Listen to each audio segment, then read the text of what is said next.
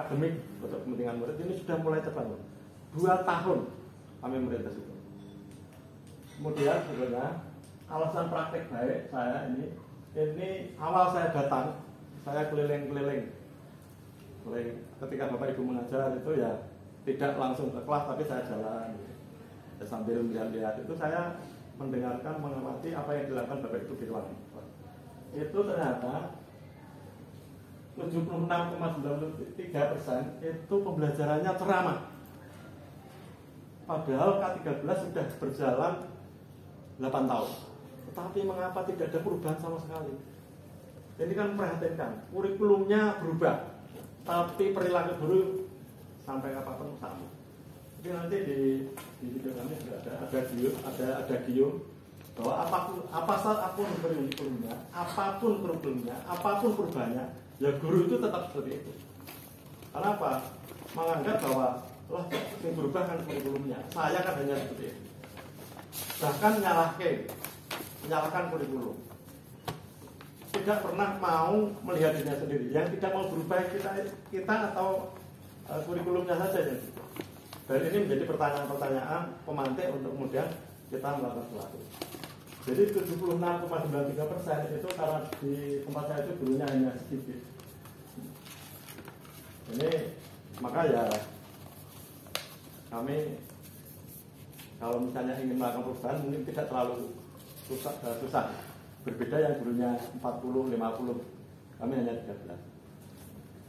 Ini yang saya sampaikan tadi, hasil rapat pendidikan kami di tahun 2022 yang keluar 2022, artinya itu prosesnya tahun 2021 itu untuk indikator 1 untuk kemampuan literasi itu hanya 1,73 di bawah kompetensi minimum. Ini kan luar biasa, di bawah kompetensi minimum. Kalau saya melihat dari awal sebelum tahu hasil rapat saya sudah prediksi kalau seperti ini. Kalau nanti tesnya model AN saya kira sangat berat.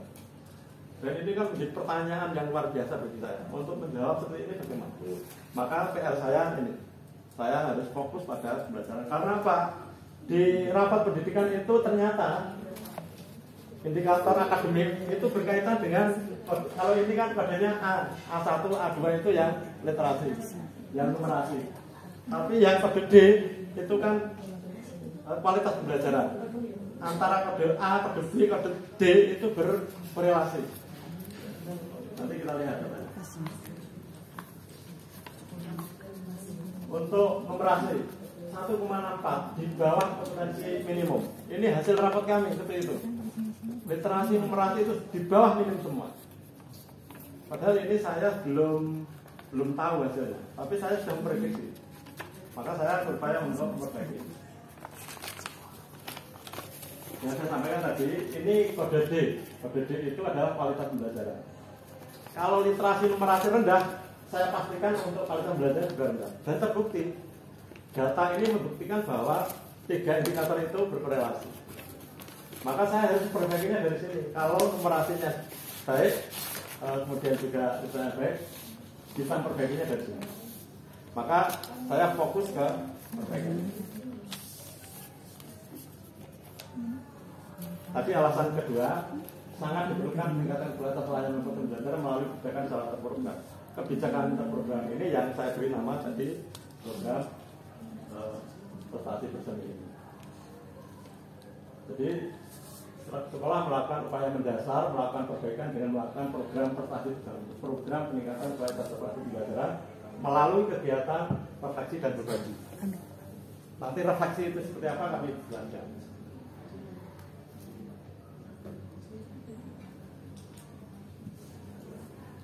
Yang kami gunakan sebagai indikator ini membuat rancangan pembelajaran yang berpusat pada murid dengan mengembangkan pembelajaran aktif menggunakan kerangka mikir.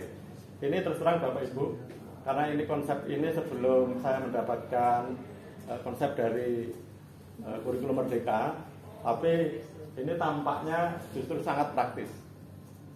Jadi saya memahami apa itu kurikulum Merdeka dan saya tahu mendapatkan ilmu dari NGO yang lain. Ini saya gabungkan. Karena saya di di program penggerak, pernah jadi PP, pernah jadi fasilitator. Jadi dari konten saya juga tahu. Kemudian ini juga saya mendapatkan konsep ini. Jadi ini hanya kerangka saja, hanya kerangka. Apa itu mikir? Bahwa belajar itu harus ada proses mengalami.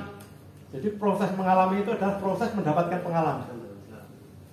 Kerangka pertama itu, bahwa belajar itu harus mengalami, terlibat seluruhnya, ya psikomotoriknya, ya psikologisnya, mentalnya, kognitifnya, fisiknya, itu harus terlibat. Karena apa? Ingin mendapatkan pengalaman. Jadi kalau kita belajar tidak melibatkan semua aspek itu, maka belum bisa dikatakan belajar.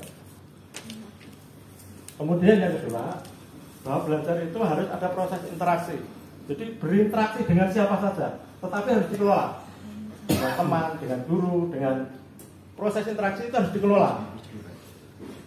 Kemudian harus ada komunikasi. Komunikasi juga harus dikelola. Cara mengelolanya bagaimana? Ada anak-anak kita itu yang mentalnya tidak terlalu berani. Maka supaya bisa komunikasi ya terbatas berpasangan saja. Kalau nanti sudah mulai berani kelompok kecil. Kalau nanti mulai pintar di kelas. Kalau nanti pintar lagi bisa di forum terbuka, orasi di sekolah. Jadi seorang guru harus tahu persis situasi yang terjadi di kelasnya. Jangan sampai anak yang masih takut-takut, masih tiba-tiba diminta presentasi ke kelas. Itu jangankan untuk ngomong, padahal berdiri saja mungkin gemetar. Ini kan menyiksa anak. Ini contoh bahwa pengelolaan itu penting bagi guru, hal yang detail berkaitan dengan anak. Kemudian ada proses refleksi. Refleksi ini sangat penting dalam belajar. Kalau kita melakukan sesuatu tidak pernah refleksi, itu sama dengan tidak belajar. Jadi belajar tanpa refleksi itu sama dengan tidak belajar. Saya sepakat itu. Maka refleksi itu harus dilakukan oleh guru supaya tahu bahwa ini tadi bermanfaat atau tidak. Guru kan selalu mengklaim bahwa ini bermanfaat, tapi ketika ditanya apa benar kita itu bermanfaat, jangan-jangan itu klaim saja. Apalagi kita menganggap kita punya tabungan di surga karena saya sebagai guru sudah bermanfaat bagi orang lain.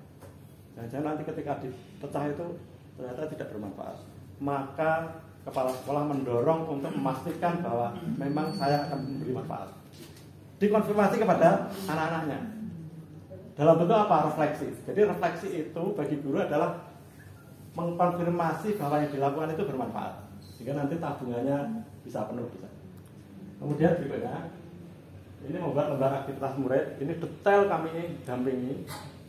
Karena ini sangat teknis. Kemudian yang kedua, mengelola sumber belajar ini juga sangat teknis, butuh waktu sangat lama. Kemudian mengelola kelas.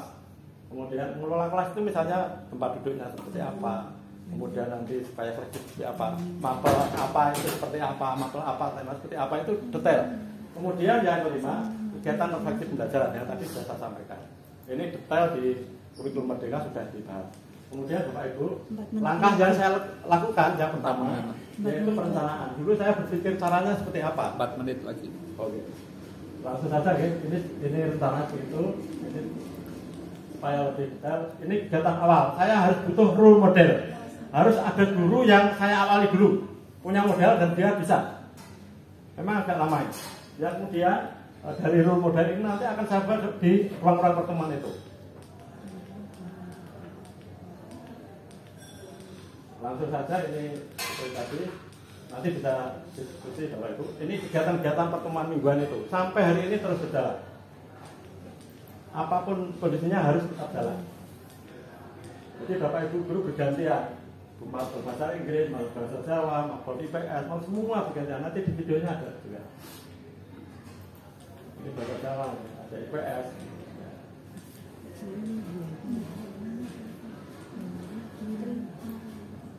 Kemudian dampaknya, ya ini secara mental Bapak Ibu sangat kuat, berani ngomong, biasa, diskusi, debat dan sebagainya sudah biasa. Karena memang setiap minggu banyak desa, banyak melakukan diskusi. Kemudian yang tadi kegiatan dengan tahu dulu terbangun budaya sharing dan berbagi pengalaman melalui kegiatan mendalam. Secara mendalam Bapak Ibu, tidak hanya sekedar tapi mendalam. Bagaimana teknis membuat lembar aktivitas murid itu seperti apa, detail sekali. murid mendapatkan pengalaman belajar yang lebih kontekstual. Dan Bapak Ibu, ini perubahan yang terjadi. Ini di data itu, data itu. Kalau yang biru itu yang tadi skor rapot tahun 2021. Yang warna oranye itu skor rapot pendidikan 2023. Ada kenaikan yang sangat tajam, terutama di literasi dan numerasi. Jadi dua indikator ini jelas menunjukkan perubahan yang sangat tajam. Kalau dilihat dari persentase, untuk literasi naiknya 76,93%. Untuk numerasi 88,89%. Kemudian untuk kualitas belajar naik 31,4. Semua item dari 6 standar itu semua naik. Semua naik. Kemudian juga ada penghargaan dari pemerintah kemarin dapat ini menerima dana bantuan operasional sekolah kinerja bagi sekolah yang memiliki kemajuan terbaik tahun anggaran 2022-2023. Rapotnya ada merahnya? Tidak ada, Pak. Tidak ada. Artinya itu kan komprehensif dari semua indikator. Kemudian apresiasi dari sekolah-sekolah kami sekitar ada 5 sekolah, ada 14 sekolah kemarin, ada 14 sekolah datang untuk bagaimana pelaksanaannya. Saya tidak memandu, tapi teman-teman itu yang melakukan testimoni bergantian. Kalau saya cerita nanti kan dikira mengada-ada, saya setting. Tapi murni dari teman-teman apa yang dirasakan, apa yang dilakukan. Terima kasih, saya kira itu yang saya sampaikan. Mungkin nanti ada sesuatu yang disampaikan. Videonya, Pak. Ya, videonya karena saya ya kemampuan membuatnya hanya seperti itu.